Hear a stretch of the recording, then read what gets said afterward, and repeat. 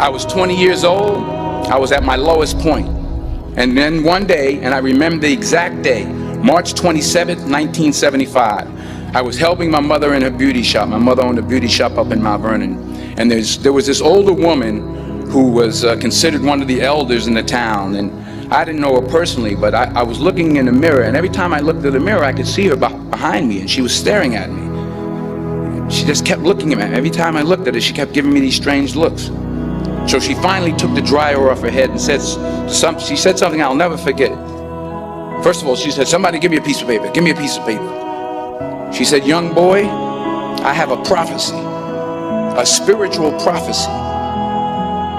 She said, "You are going to travel the world and speak to millions of people." I began at Fordham University as a pre-med student. I took a course called cardiac morphogenesis. I couldn't read it, I couldn't say it, I sure couldn't pass it. So then I decided to go into pre-law, then journalism. And with no academic focus, my grades took off in their own direction. I was a 1.8 GPA one semester, and the university very politely suggested that it might be better to take some time off. I found that nothing in life is worthwhile unless you take risks. Nothing. Nelson Mandela said, "There is no passion to be found playing small and settling for a life that's less than the one you're capable of living." Fail big. You will fail at some point in your life. Accept it. You will lose. You will embarrass yourself. You will suck at something. There's no doubt about it. In the acting business, you fail all the time. Early on in my career, I auditioned for a part in a Broadway musical. Perfect role for me, I thought. So I'm in the wings. I'm about to go on stage, but the guy in front of me, he's singing like Pavarotti, and I'm just shrinking. I'm getting smaller and smaller. So they say, "Oh, thank you very much, and you'll be hearing from us." So I come out with my little sheet music, and so I assumed I didn't get the job. But the next part of the audition, he called me back. The next part of the audition is the acting part of the audition.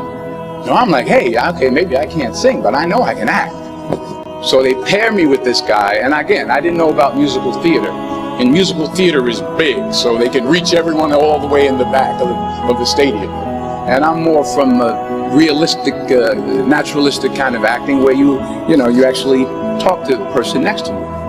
So I don't know what my line was. My line was, "Well, hand me the cup." And his line was, "Well, I will hand you the cup, my dear. The cup will be there to be handed to you." I didn't get the job. But here's the thing. I didn't quit. I didn't fall back. I walked out of there to prepare for the next audition, and the next audition, and the next audition. I prayed. I prayed. And I prayed. But I continued to fail, and fail, and fail. But it didn't matter, because you know what? There's an old saying, you hang around the barbershop long enough, sooner or later you're going to get a haircut. So you will catch a break, and I did catch a break. Last year, I did a play called Fences on Broadway. So someone talked about it. Won the Tony Award. But here's the kicker. It was at the Court Theater. It was at the same theater that I failed that first audition 30 years prior.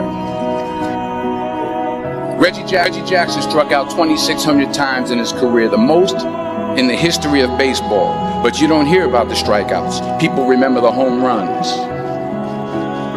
Fall forward. And it's not how much you have. It's what you do with what you have. We all have different talents. Some of you will be doctors, some lawyers, some scientists, some educators, some nurses. The most selfish thing you can do in this world is help someone else. Why is it selfish? Because the gratification, the goodness that comes to you, the good feeling that I get from helping others Nothing's better than that. Well, I have traveled the world, and I have spoken to millions of people. But that's not the most important thing, the success that I had. The most important thing is that what she taught me, what she told me that day has stayed with me since. I've been protected. I've been directed. I've been corrected. I've kept God in my life, and it's kept me humble. I didn't always stick with him, but he always stuck with me. So stick with him in everything you do. If you think you want to do what you think I've done, then do what I've done. Today is the beginning of the rest of your life, and it's going to be very frightening. It's a new world out there. It's a mean world out there. And you only live once. So do what you feel passionate about. Take chances. Don't just aspire to make a living. Aspire to make a difference.